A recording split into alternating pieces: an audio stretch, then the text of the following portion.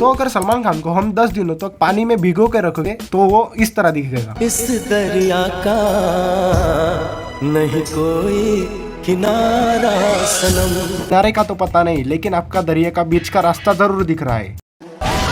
नहीं लगता दिल तेरे बिना, धीरे धीरे चुपके से चोरी चोरी होने इंतजार मुझे तेरा, धीरे धीरे चुपके से चोरी चोरी होने इंतजार मुझे तेरा। मायला इतनी हेरा फेरी रे। इसकी वजह से ही तो भाईजान की शादी नहीं हो रही। लड़की वाले ये वीडियो देख लेते हैं और रिजेक्ट भाईजान हो जाते हैं। साला ये दुख का खत्म नहीं होता बे।